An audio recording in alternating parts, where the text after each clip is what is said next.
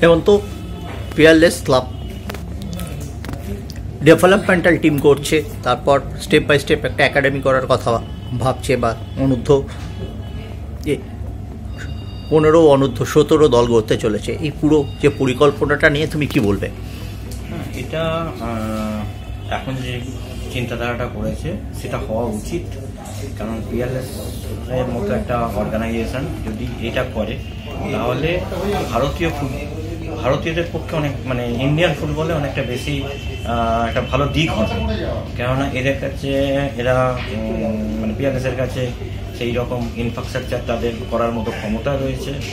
তো এবং ভালো ভালো কোচেরা যদি এখানে এসে ইনভলভ হয় তাহলে যেটা ভারতীয় ফুটবল এখন দরকার, যে গ্রাসরুট, যেটা আমাদের AIFF এর কাছ থেকে ওরা আস্তে আস্তে করে এটা স্টার্ট করছে, যে গ্রাসরুট ডেভেলপমেন্টটাকে। তো এই গ্রাসরুটটাকে ডেভেলপ যদি আমরা করতে পারি তাহলে আমরা কিন্তু আমি বলবো না যে এক্ষুনি, কিন্তু কিছু বছর পরে ভারত কিন্তু ফুটবলে বিশ্বকাপের একটা স্বপ্ন দেখতে পারে।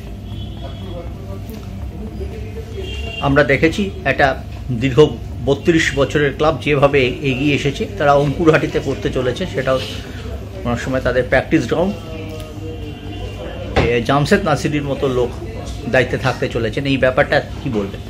হ্যাঁ, অবশ্যই, যে জামশেদদার একটা এক্সপিরিয়েন্স আছে এবং একটা নাম আছে, ব্র্যান্ড আছে, তো সেখানে আরও ছেলেরা আসবে, তো কোয়ালিটি ঠিকঠাক যাচাই হবে প্লেয়ারদের, তো ঠিকঠাক প্লেয়ার নিলে তো আমার দৃঢ় বিশ্বাস যে তারা একদিনকে ডেভেলপ করবে, এবং এটাই হয়তো আমাদের বাংলার ফুটবলের একটা সাপ্লাই লাইন তৈরি। বিশেষ করে এজ গ্রুপ টিম বা এজ গ্রুপের ক্যাম্প চালানোর সময় বয়সের দিকে নজর রাখা কতটা জরুরি? বয়সটা একদম খুব সিরিয়াসভাবে দেখা উচিত, কারণ ওভার এজ ছেলে এখানে বয়স কমিয়ে চলে আসবে, তো তাদেরকে এখানে যদি ডেভেলপ করে সেটা তো হওয়া সম্ভব নয়। হ্যাঁ, তো ওইটাকে একদম খুব কড়াকড়ি করে দেখা উচিত, কারণ আমি যদি ছোট থেকে তাদেরকে শেখাই এবং ঠিক প্রপার যদি ট্রেনিং হয় তাহলে কিন্তু তারা যেটা শিখবে সেটা ভারতীয় ফুটবলের পক্ষে, বাংলার ফুটবলের পক্ষে একটা আশীর্বাদ হয়ে দাঁড়াবে।